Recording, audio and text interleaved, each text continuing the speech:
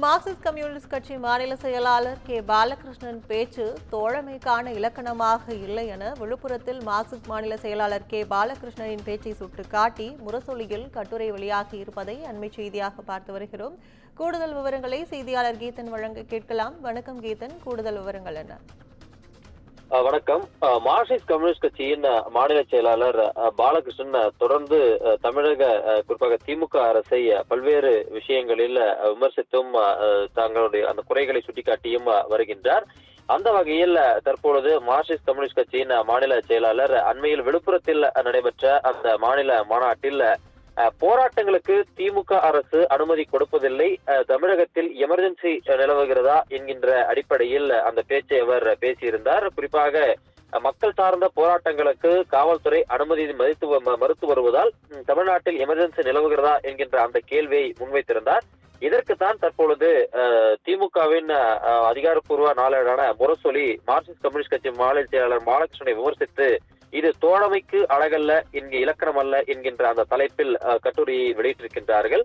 அதில் திமுக ஆட்சி பொறுப்பேற்ற பிறகு மார்க்சிஸ்ட் கம்யூனிஸ்ட் கட்சி சார்பில் நடத்தப்பட்ட போராட்டங்களை பட்டியலிட்டு இந்த போராட்டங்களுக்கெல்லாம் திமுகவின் தலைவராகவும் தமிழக முதலமைச்சராகவும் இருக்கக்கூடிய மு.க. ஸ்டாலின் அரசுதான் அனுமதி கொடுத்திருக்கின்றது. எனவே உண்மையை உணர்ந்து மனசாட்சியோடு பாலகிருஷ்ணன் பேச வேண்டும். அப்படி பேச தவறினால் அது தோழமைக்கு இலக்கணம் அல்ல என்று சொல்லி சுட்டிக்காட்டி இருக்கின்றது.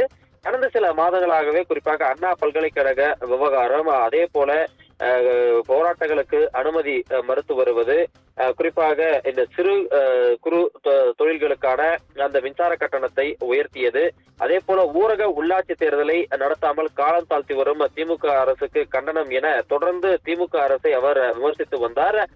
இந்த நிலையில்தான் தற்பொழுது திமுக கூட்டணியில் இருக்கக்கூடிய முக்கிய கட்சியான மார்க்சிஸ்ட் கம்யூனிஸ்ட் கட்சியின் மாநில செயலாளரை விமர்சித்து திமுக அதிகாரப்பூர்வ நாளேடு தற்பொழுது இந்த விமர்சனத்தை வெளியிட்டிருக்கின்றது.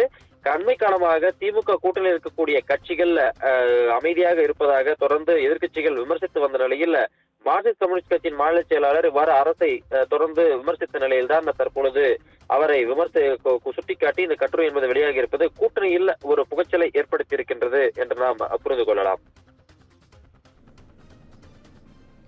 விவரங்களுக்கு நன்றி கீதன்.